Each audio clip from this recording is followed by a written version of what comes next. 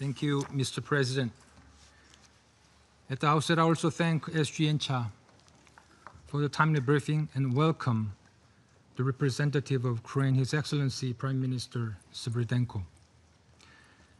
Mr. President, we return once again to this august chamber under grim circumstances to discuss the most recent appalling attack against civilians and civilian infrastructures in Ukraine.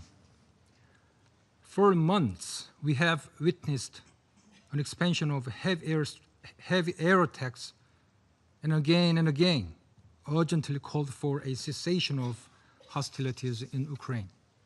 However, these calls are again being ignored as the Russian Federation continues to scale up its expansive drone and missile strikes on heavily populated civilian targets.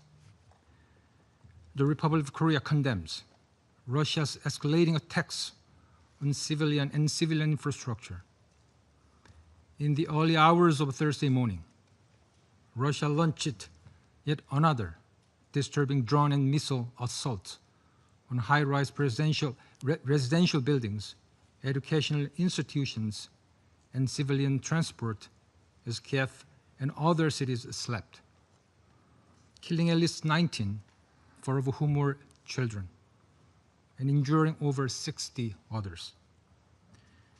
And in addition to targeting Ukraine civilians and civilian infrastructure, Thursday's attacks also hit the EU mission and British Council.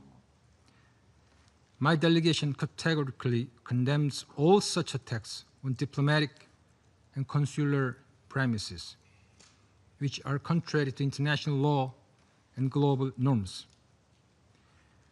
Thursday's attacks, carried out with nearly 600 drones and 31 missiles, represented Russia's deadliest attacks on Ukraine since July, as well as the second largest air assault since this illegal war began. These attacks represent clear violation of international humanitarian law.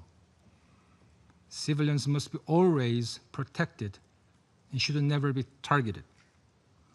Yet this recurrent and bloody scenario continues to play out weekly, shattering lives, families, and communities. They also exemplify again the urgency of ending this protracted horror. Mr. President, under this troubling backdrop, the Republic of Korea once again implores an immediate, full, and unconditional cessation of all hostilities.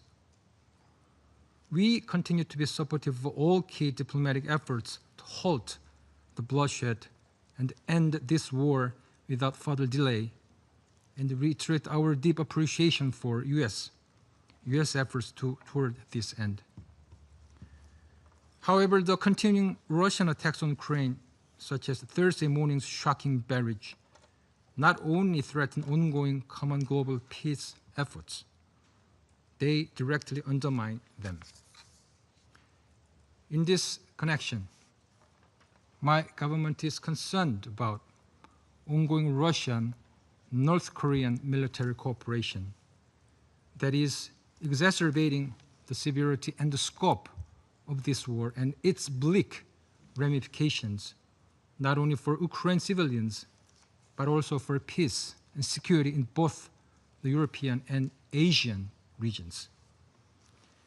Mr. President, all parties must take swift and concrete steps toward an end of war agreement in line with the Security Council Resolution 2774 to ensure a lasting peace between Russia and Ukraine. For its part, the Republic of Korea reaffirms its guiding commitment to ending this war and standing with the Ukrainian peoples as they rebuild their country and chart a brighter, more secure future. I thank you, Mr. President.